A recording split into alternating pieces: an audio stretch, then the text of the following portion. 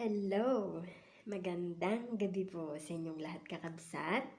Nandito na naman po ang inyong lingkod upang muling magbahagi sa inyo ng mga naganap sa kasaysayan ng Biblia na kung saan nagkaroon ito ng malaking epekto sa ating mga buhay-buhay ngayon. Kung bakit tayo ay nagkakasakit, tumatanda at namamatay. Idagdag na rin ang walang tigil na kaguluhan na nangyayari sa buong mundo. Mga di ka nais-nais na nagaganap sa ating kapaligiran, kagaya ng krimen, sakuna, trahedya, kahirapan, at mga kalamidad. Kaya't kung gusto nyo pong malaman ang dahilan ng lahat ng ito, wala po kayong ibang dapat gawin kundi tumutok lang dito sa Met TV at sabayan na rin ng pag-subscribe at i-hit na rin ang notification bell para lagi po kayong updated sa mga bagong videos.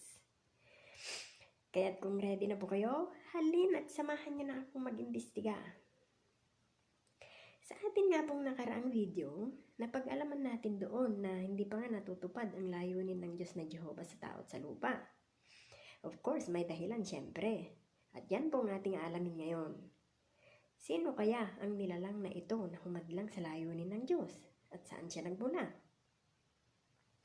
Well, the Bible says, long before creating humans, God created many invisible spirit creatures, angels.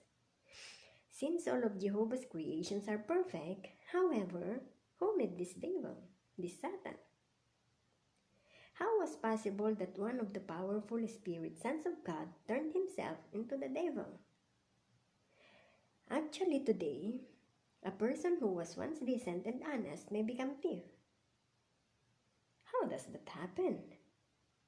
Well, if the person allows a wrong desire to develop in his heart, if he keeps thinking about it, that wrong desire may become strong. Then if the opportunity presents itself, he may act upon the bad desire that he has been thinking about. This happened in the case of Satan the devil when he apparently heard God tell Adam and Eve to have children and to fill the earth with their offspring. Kaya't pagkarinig ni Satanas sa sinabi ng Diyos kina Adan at Eva, nagkaroon siya ng masamang intensyon at umapaw ang panibugho sa kanyang puso. Kaya't sinabi niya sa kanyang sarili, aba, maaaring ako ang sambahin ng mga tao sa halip ng Diyos. Kaya't kumilos siya para linlangin si Eva sa pamamagitan ng pagsasabi rito ng makasinungalingan tungkol sa Diyos. So in Eden, a rebellious angel slyly endeavored to tempt Eve into eating the fruit of the tree that God had ruled out. Gumamit si Satanas ng isang ahas para makipag-usap kay Eva at sabihin rito na pinagkakaitan sila ng isang bagay na mabuti. At sinabi rin ng anghel na ito na kahit kainin nilang mag-asawa ang pinagbabawal na bungang iyon, hindi sila mamamatay. Kaya't para na rin pinalabas ni Satanas na nagsisinungaling ang Diyos. At pinalabas rin ng mandarayang si Satanas na kapag susuwayin nila ang Diyos, mabubuksan ng kanilang isip at sila'y magiging malaya. Pero ang lahat ng ito ay purong kasinungalingan lamang. Sa katunayan, itong kauna-unahang kasinungalingan dito sa lupa. By using lies and trickery, napaniwala ni Satanas si Eva at natakam siya sa bunga at kumain ito. Binigyan din niya ang kanyang asawang si Adan at kumain din ito.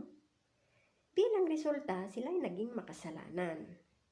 That seemingly simple act was actually an expression of rebellion. By deliberately choosing to disobey God's command, Adam and Eve rejected the rule of the Creator who had given them everything, including life, a perfect life. Satan caused Adam and Eve to disobey God. As a result, they eventually died, as God had said they would if they disobeyed. Since Adam became imperfect when he sinned, all his offspring inherited sin from him.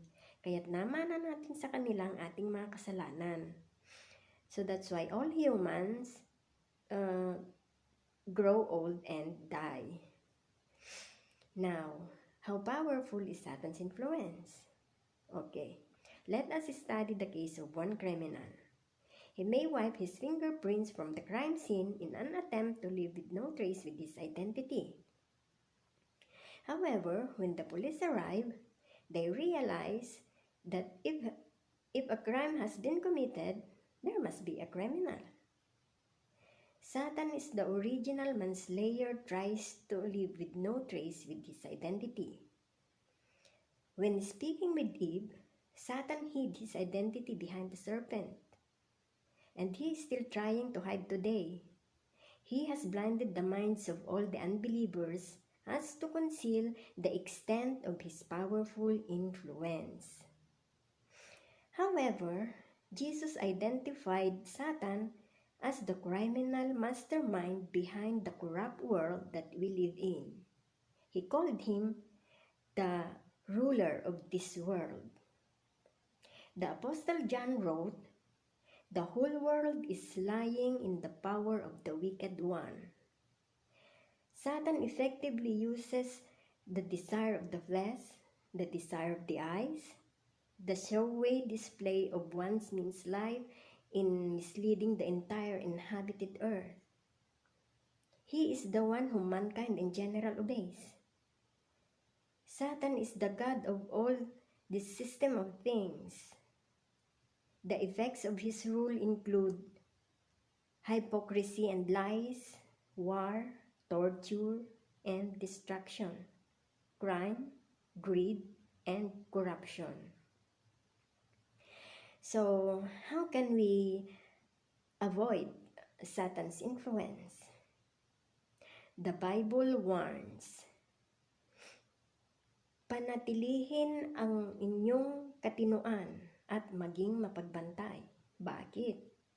Sapagkat ang inyong kaaway, ang Satanas na dyablo, ay pagala-gala tulad ng isang leong umuungal na naghahanap ng masisila. Bagamat mabigat ang mensahe ng tekstong ito, nakapagpapatibay namang malaman na yaon lamang mga hindi nagpapanatili sa kanilang mga katinoan. Yaon lamang mga hindi mapagbantay ang malalamangan ni Satanas. It is the vital that we accept the reality of Satan's existence and allow God to make us firm, to make us strong. In that way, we can stand against Satan and put ourselves on God's side. Sana po'y kinapulutan nyo ng aral ang ating paksa ngayon. At bulay-bulayin na rin po sa inyong mga isip ang bawat mensahe ng mga tekstong ating mga nabanggit. Mahalaga pong ating malaman lahat ng katotohanan bago pa man dumating ang wakas ng sistemang ito ng mga bagay. Magandang gabi po at salamat hanggang sa muli. Bye!